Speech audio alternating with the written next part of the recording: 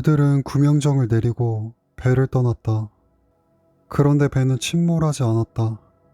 부서지지도 않았고 불타지도 않았으며 항해를 계속할 수 있는 상태였다. 그날 사라진 건 배가 아니라 사람이었다.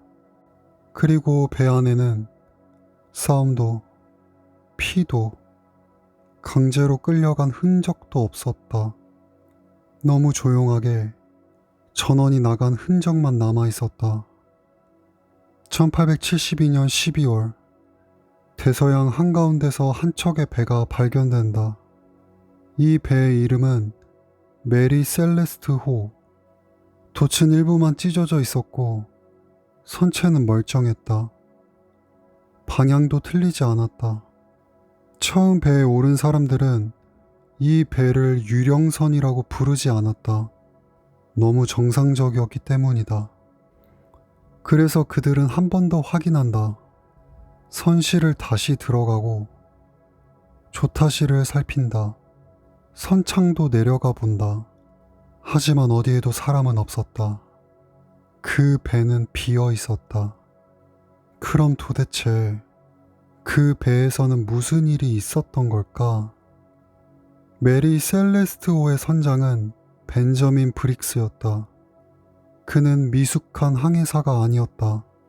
종교적이었고 금주자였으며 위험한 선택을 즐기는 인물도 아니었다. 그리고 이번 항해에는 아내와 2살 난 딸을 함께 태웠다. 이건 매우 중요한 기록이다. 가족을 태운 배에서 설명 없는 위험을 감수할 이유가 없는 사람. 그가 이 배의 선장이었다. 항해 일지는 발견되기 며칠 전까지도 정상적으로 이어져 있었다. 폭풍 기록은 없었고 조난 신호도 없었다. 배는 길을 잃지 않았고 속도를 잃지도 않았다. 이 사건은 위기 속에서 시작된 항해가 아니다. 아무것도 무너지지 않는 상태에서 사람들만 사라진 사건이다. 이건 조난이 아니다. 이탈이다.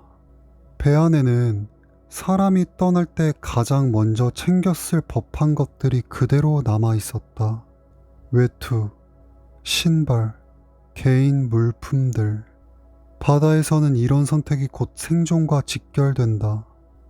그래서 이 흔적은 폭력보다 더 불길하다.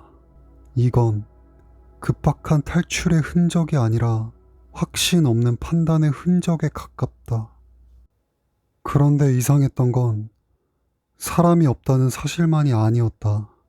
기록은 어떤 선택이 지금 여기서 내려졌다는 모양을 남긴다. 너무 서둘렀고, 너무 조용했고, 너무 한 번에 움직였다. 이 사건을 설명하려는 말들은 모두 여기서부터 시작된다. 그리고 그 말들은 사건을 설명하기보다는 그들이 그 순간 어떤 판단을 했는지를 이해하려는 시도에 가깝다. 레드북이 주목하는 것도 바로 그 지점이다. 어떤 사람은 외부 침입을 말했고, 어떤 사람은 반란을 말했고, 어떤 사람은 자연 현상을 붙였다. 하지만 기록이 남긴 모양과 가장 닮아 있는 설명은 의외로 조용한 쪽에 있다.